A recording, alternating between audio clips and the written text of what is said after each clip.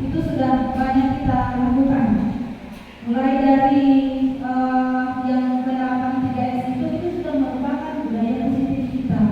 Kemudian juga ada yang senam sehat kemarin, yang mulai dari pekan kemarin kita laksanakan, itu semua sudah termasuk dari budaya-budaya positif yang ada di sekolah kita. Dan mudah-mudahan dengan nantinya pada saat selesai nanti materi yang disampaikan ini dapat memberikan kita ide-ide kreatif lagi untuk bisa menciptakan lagi atau bisa menanamkan lagi budaya-budaya positif kepada peserta didik kita dan kepada diri kita pribadi. Ya, jadi saya berharap untuk teman-teman yang mengikuti kegiatan ini dapat mengambil pelajaran dan bisa mengaplikasikan nantinya di kehidupan kita sehari-hari. Jangan lama-lama ya, kita sudah penasaran apa-apa yang mau disampaikan oleh CGP kita kali ini. Oke, dengan ini kami persilakan dengan hormat. Bismillahirrahmanirrahim. Assalamualaikum warahmatullahi wabarakatuh. Yang saya hormati Ibu Wakasih Guru selaku yang mewakili Bapak Kepala Sekolah, teman-teman guru hebat semua. Sebelumnya saya mengucapkan banyak terima kasih atas kesempatan Bapak-bapak Ibu semua yang mau meluangkan waktunya untuk mengikuti acara diseminasi disiplin positif ini. Saya ucapkan banyak terima kasih karena berkat kerjasama dan kolaborasi yang baik dari teman-teman semua, ini merupakan satu kekuatan buat saya untuk selalu lanjut mengikuti kegiatan di guru penggerak ini. Dan untuk itu saya mengucapkan banyak terima kasih kepada teman-teman semua. Adapun yang akan saya diseminasikan pada hari ini yaitu tentang budaya positif. Di sini kita bisa saling sharing dengan apa yang telah kita dapatkan selama ini, pengalaman yang kita lakukan selama ini bersama dengan siswa, baik itu di dalam kelas maupun di luar kelas. Sebelumnya saya akan memperkenalkan terlebih dahulu, inilah Bapak Fasilitas Swasta ya, yaitu Bapak Ketiga yang selalu membersamai saya di LMS, dan Muhammad Saidi pengajar praktis saya yang selalu datang berkunjung ke sekolah. Jadi mereka inilah yang akan selalu membersamai saya, yang selalu membimbing saya selama 6 bulan ke depan. Dan saya sendiri, mungkin Ibu sudah kenal semua ya. Oke. Ini kita berlatih dulu. Kira-kira mobil ini diparkir di nomor berapa? Bapak Ibu.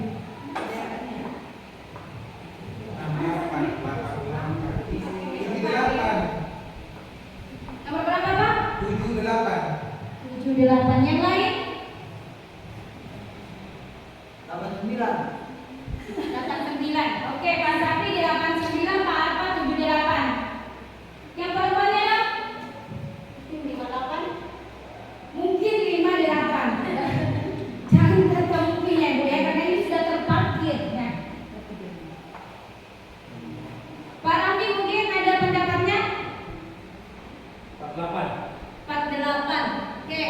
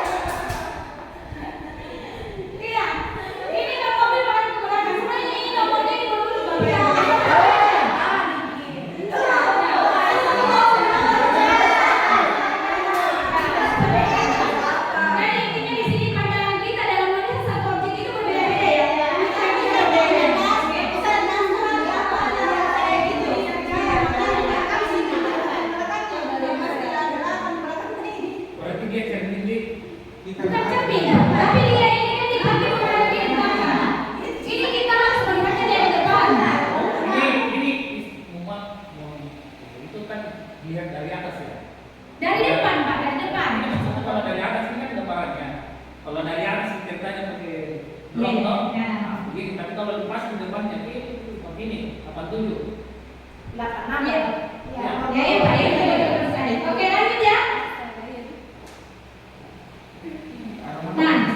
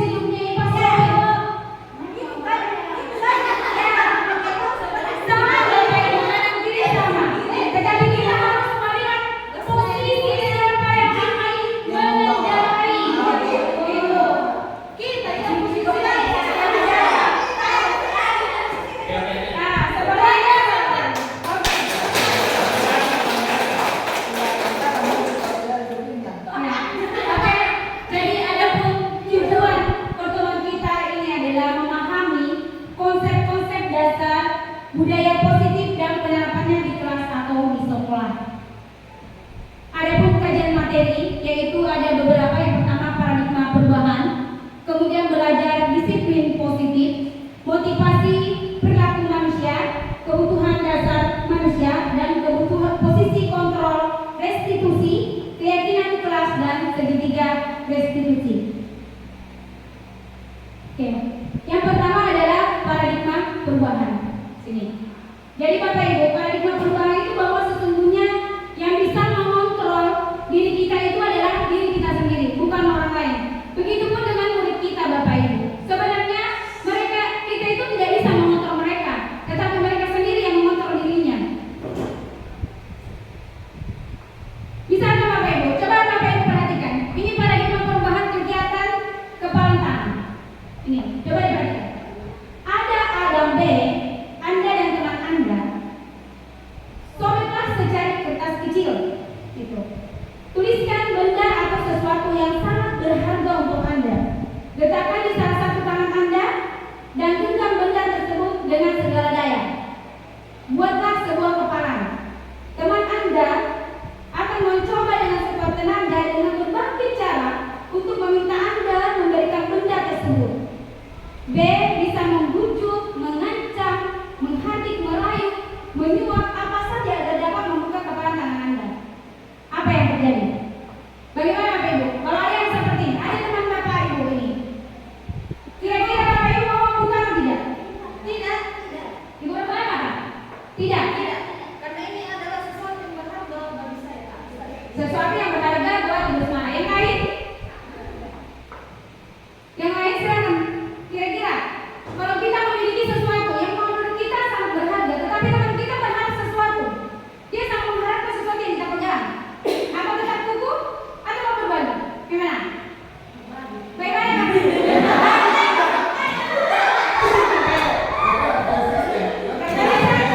Bisa itu juga alasannya kenapa berbagi. Karena saya orangnya. Artinya kalau benda itu bisa juga merubah orang itu atau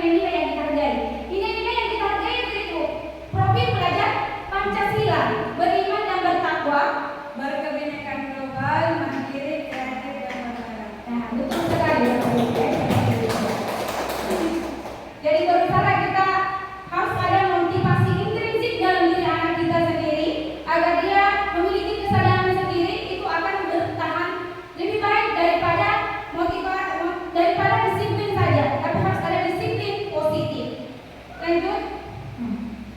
Seseorang yang memiliki disiplin diri ini tidak ada tempatnya seperti apa?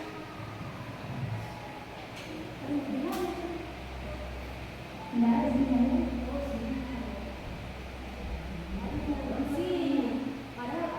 Oke, ada yang mau explain dulu Bapak Ibu? Oke. Kita sambil saya pakai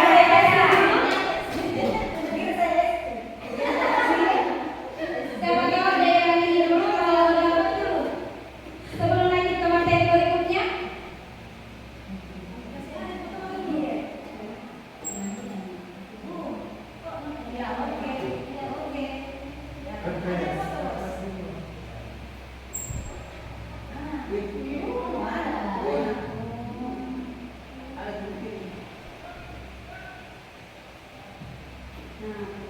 Ini tadi ada yang tidak terlihat ya Bapak Ibu ya.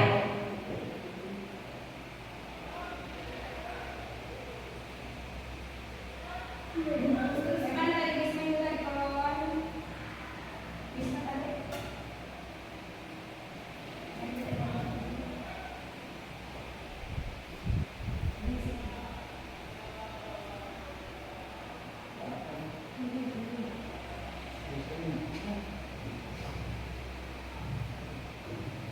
Ya, ini perubahan paradigma stimulus respon dan teori kontrol atau teori pilihan ya Bapak Ibu. Siapa sesungguhnya yang memiliki kontrol? Kalau stimulus respon, kita mencoba mengubah orang agar berpandangan sama dengan kita. Kalau teori kontrolnya, kita berusaha memahami pandangan orang lain tentang dunia. Nah, kalau stimulus respon, perilaku buruk dilihat sebagai suatu kesalahan. Kalau teori kontrolnya, semua perilaku memiliki tujuan, baik itu perilaku baik, perilaku buruk, semua itu memiliki tujuan. Orang lain bisa mengontrol saya. Padahal teori kontrolnya itu hanya Anda yang bisa mengontrol diri Anda. Gitu. Kemudian saya bisa mengontrol orang lain. Padahal teori kontrolnya itu Anda tidak bisa mengontrol orang lain. Kemudian stimulus respon pemaksaan ada pada saat rujukan gagal. Kemudian teori kontrolnya kolaborasi dan konsensus menciptakan pilihan-pilihan baru seperti penguatan positif yang biasanya kita berikan kepada anak-anak kita. Model berpikir menang kalah. Padahal teori kontrolnya itu semuanya menang.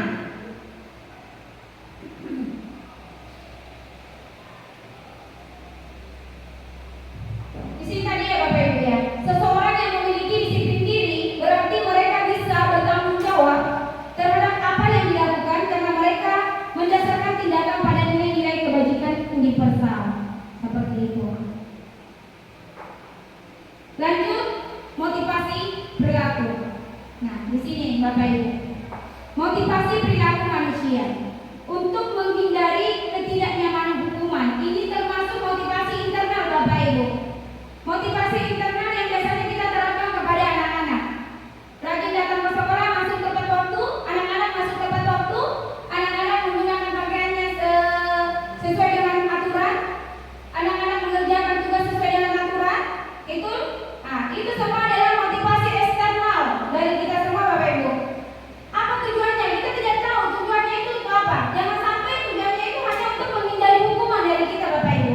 Tetapi memang dia tidak berpikir bahwa saya melakukan ini adalah untuk diri saya, untuk masa depan saya. Saya datang ke sekolah itu tujuan saya adalah untuk mendapatkan ilmu. Nah, itu yang harus kita wujudkan sama anak-anak kita. Itu adalah salah satu contoh motivasi eksternal. Apa yang akan terjadi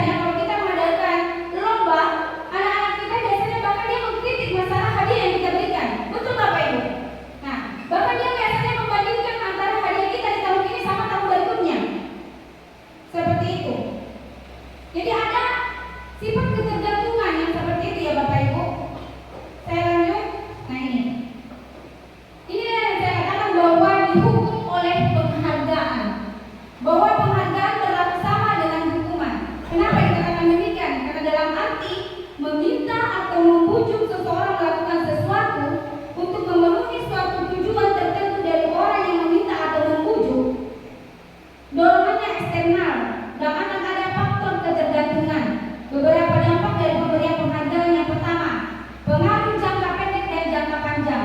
Masih untung Bapak Ibu kalau ada jangka panjangnya. Tapi kalau jangka pendeknya saja, tidak dikasih jadi buah hadiah. Padahal itu yang lain-lain dia mama. Nah seperti itu. Karena ini ada sifat ketergantungan dari diri kita Bapak Ibu. Kemudian yang kedua, penghargaan menghukum. Kenapa dikatakan penghargaan menghukum? Pada saat anak-anak kita diberikan di peringkat 1,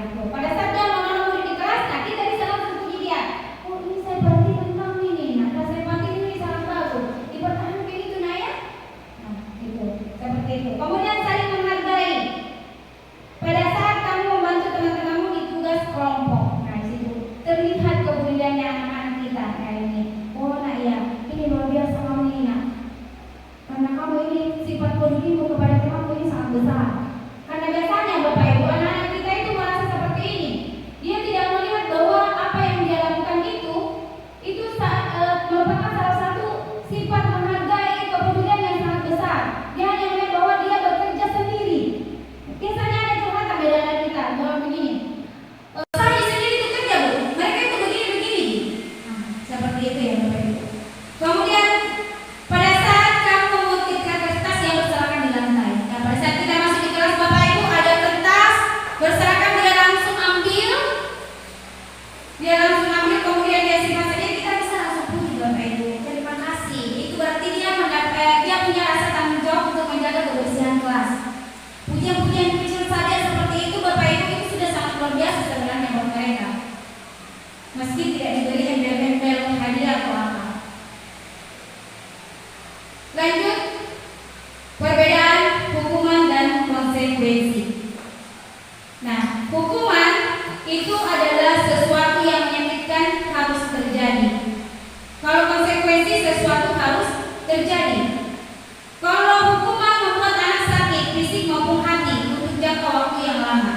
Kalau konsekuensi membuat anak merasa tidak nyaman dalam jangka waktu yang pendek. Hukuman anak membenci kedisiplinan. Kalau konsekuensi anak menghargai disiplin. Kemudian hukuman bersifat kepaksaan. Konsekuensi stimulus tanggapan. Kemudian hukuman mendorong anak menyakiti diri sendiri. Kalau konsekuensi mendorong anak agar mudah menyesuaikan diri. Kemudian hukuman konsep diri yang buruk. Konsekuensi konsep diri yang baik. Hukuman anak belajar untuk menyembunyikan kesalahan. Kalau konsekuensi anak belajar untuk mematuhi peraturan. Kalau hukuman marah, rasa bersalah, dipermalukan, merasa tidak dihargai. Kalau konsekuensi kehilangan hak, dibuat tidak nyaman, diasingkan untuk sementara. Kemudian ini, coba diperhatikan Bapak Ibu. Sekarang dipilih.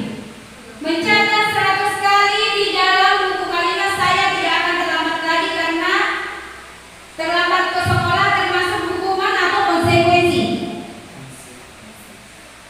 Hukuman atau konsekuensi Bapak Ibu?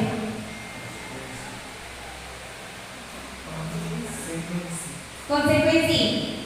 Lari mengelilingi lapangan basket 2 kali karena terlambat lagi di sekolah. Hukuman. Murid diminta untuk push up 15 kali karena tidak menggunakan masker ke sekolah. Menggantikan kertas tugas teman yang telah dicoret-coret. Konsekuensi. Membersihkan tumpahan air di meja tulis karena tersenggol pada saat belajar. Konsekuensi. Murid disuruh untuk mengenakan sepatu seharian, tidak mengenakan sepatu di seharian karena tidak mengenakan sepatu hitam. Konsekuensi. Lari mengelilingi lapangan basket 2 kali karena terlambat 10 menit untuk pelajaran PJWK. Hukuman. Oke. Kita lihat. Mencatat 100 kali di dalam buku kalimat saya tidak akan terlambat lagi karena terlambat ke sekolah disebut hukuman karena tidak relevan dengan apa yang dia perbuat. Anak biasanya terlambat, kita langsung hukum saja masuk biasa. Tidak sesuai dengan apa yang dia lakukan. Lari mengelilingi lapangan basket 2 kali karena terlambat hadir di sekolah termasuk hukuman karena tidak relevan dengan apa yang dia lakukan. Murid diminta untuk push up 15 kali karena tidak menggunakan masker ke sekolah. Ini pada saat lari biasanya kita sekolah pakai masker ya Bapak Ibu. Hukuman. Menggantikan kerja tugas teman yang telah dicoret-coret itu adalah konsekuensi. Itu. Kemudian membersihkan tumpahan air di meja tulis karena tersenggol pada saat belajar adalah konsekuensi. Artinya dia melakukan itu karena kesalahannya. Relevan. Itu Bapak Ibu. Relevan dengan apa yang dia perbuat. Murid disuruh untuk mengenakan sepatu seharian di sekolah karena tidak mengenakan sepatu hitam. Itu adalah hukuman. Lari mengelilingi lapangan basket 2 kali karena terlambat 10 menit untuk pelajaran PJK disebut konsekuensi. Kenapa Bapak Ibu?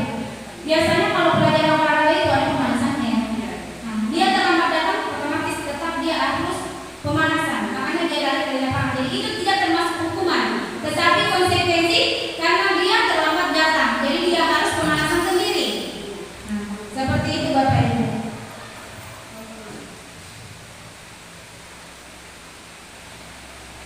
Nah, di sini sudah ada 3 lagi Bapak Ibu. Ada di katakan restitusi. Dari hukuman, konsekuensi, kemudian restitusi. Jadi restitusi ini merupakan pilihan.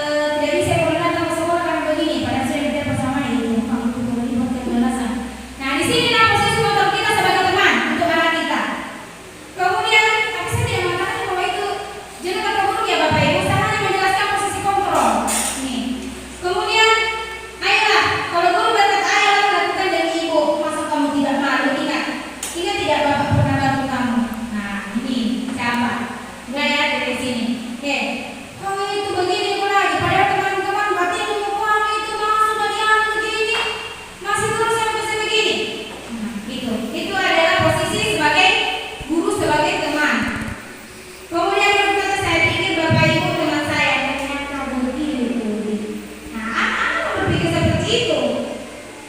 Kemarin Bapak merasa bahwa dia adalah teman kita. Dampaknya kepada murid lemah, tidak mandiri dan sangat bergantung kepada kita. Kemudian posisi pemantau. Nah, menghitung dan mengukur. Nah ini kalau posisi pemantau Bapak Ibu, misalkan itu adalah sudah ada aturannya ya. Terlambat tepat hadir di sekolah pukul 7.30. Nah anak itu datang ke sekolah, kemudian kita memberikan hukuman kepadanya, bukan berarti kita adalah penghukum, tetapi kita adalah pemantau. Sudah ada aturan. Jadi memang pentingnya kita membuat aturan terlebih dahulu. Nah, itulah pentingnya sebuah aturan. Jadi nanti pada saat anak-anak itu melanggar aturan, di situ kita bisa menempatkan diri kita sebagai posisi pemantau. Gitu. Apa peraturannya?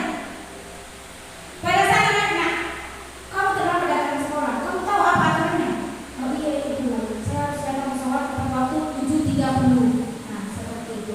Anak tahu bahwa dia melakukan kesalahan. Kemudian hasilnya menyesuaikan diri, bisa diawasi. Dia menyesuaikan diri, oh saya harus datang tepat waktu, seperti itu. Kemudian kita berkata berapa banyak bintang yang saya harus peroleh, berapa halaman yang harus saya tulis. Kalau kita memberikan hukuman seperti itu, dampaknya kepada murid menitikberatkan pada sanksi atau hadiah untuk dirinya. Nah, kemudian yang kelima, identitas berhasil. Nah ini yang harus sebenarnya kita penuhi semua Bapak Ibu, yaitu posisi kontrol manajer, menghargai diri sendiri. Nah, mengajukan pertanyaan-pertanyaan. Misalkan anak-anak kita melakukan sebuah kesalahan. Kesalahan apa yang lebih dominan kira-kira di sekolah kita Bapak Ibu? Anak-anak kita kesalahannya apa?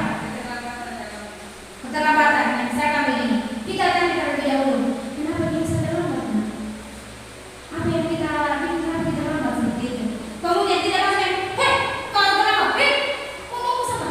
Nah, seperti itu. Kita tanya dulu terlebih dahulu Bapak Ibu. Kemudian apa yang kita yakini, apa yang bisa dikerjakan untuk memperbaiki masalah itu? Kita tanyakan kepada anak kita. Oh, kalau begitu apa yang bisa kamu lakukan? Karena kamu sudah terlambat seperti ini.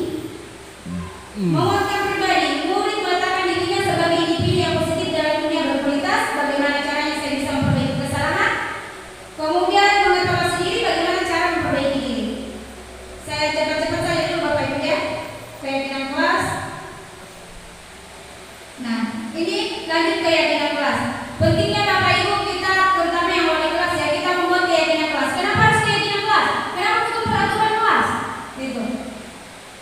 Seperti ini, karena untuk mendukung motivasi intrinsik kembali ke nilai-nilai keyakinan lebih menggerakkan seseorang dibandingkan mengikuti serangkaian peraturan-peraturan. Kemudian dalam keyakinan kelas, murid memahami arti dari aturan yang sudah dibuat, nilai-nilai kebajikan di balik peraturan tersebut dan apa tujuan utamanya. Sini Bapak Ibu, selalu kembalikan buku ke tempatnya. Itu termasuk peraturan atau keyakinan kelas.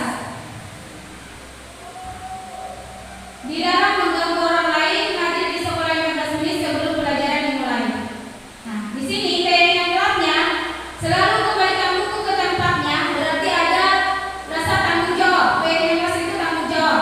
Dilarang mengganggu orang lain, berarti menghormati orang lain. Ini yang harus kita terapkan. Jadi Bapak Ibu, di dalam membuat sebuah keyakinan kelas, ini 5 langkah dalam menyusun keyakinan kelas, menyusun peraturan-peraturan kelas yang disepakati bersama murid.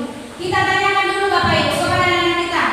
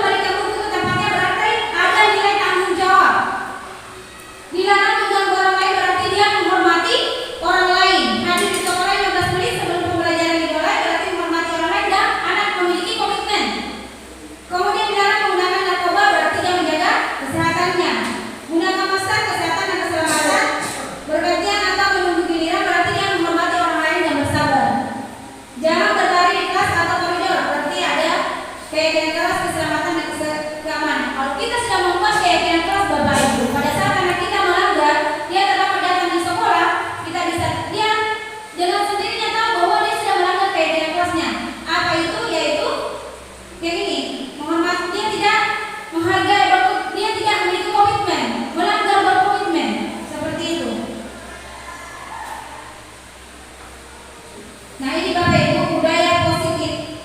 Dari serangkaian ini lingkungan positif keyakinan kelas peraturan kelas ini akan menciptakan budaya positif dari semuanya, mencakup semuanya. Nah lanjut ke segitiga restitusi.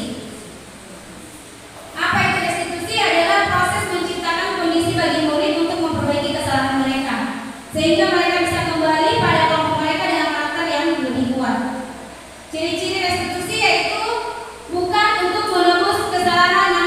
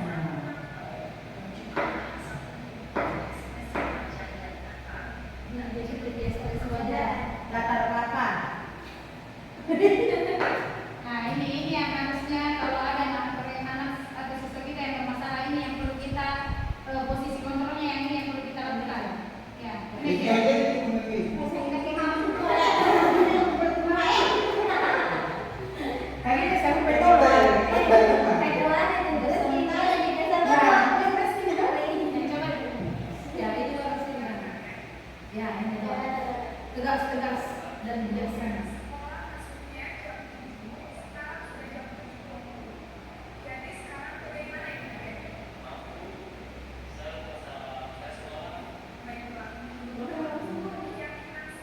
Iya, dari siswa cerdas. Mungkin dengan menjaga pembinaan anak, tidak diam sih.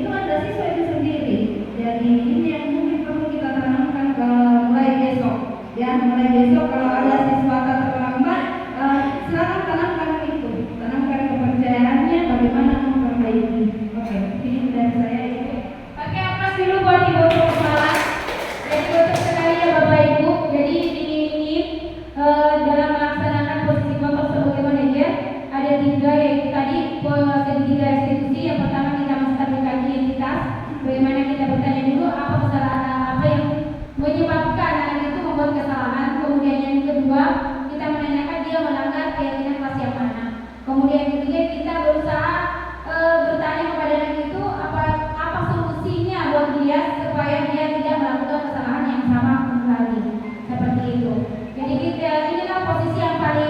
sekali ada sebenarnya di YouTube saya juga Bapak Ibu, itu sudah saya praktekkan segitiga restitusi itu pada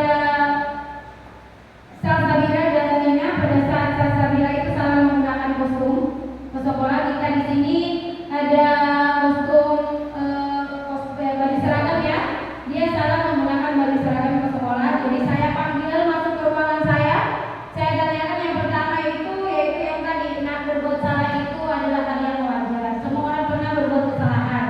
Nah kesalahan ini masih bisa diperbaiki.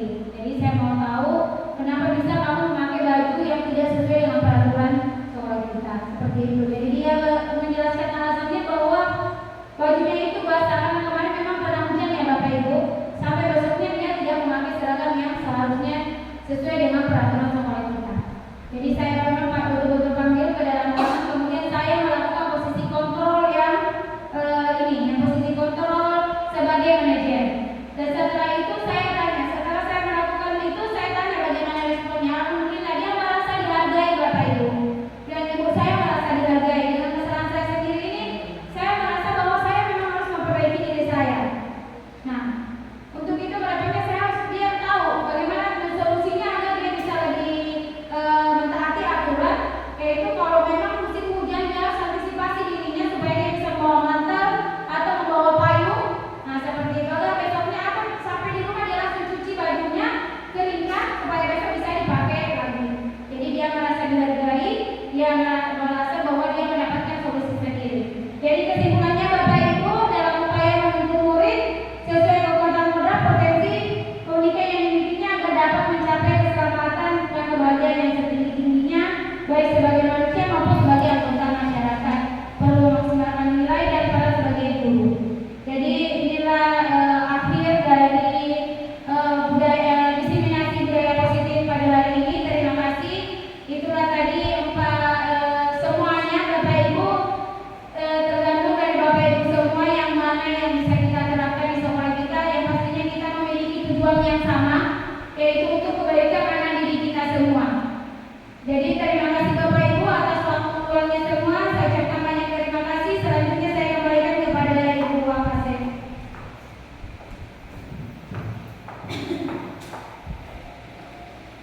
Itulah tadi pemaparan dari budaya-budaya positif yang bisa diterapkan di sekolah.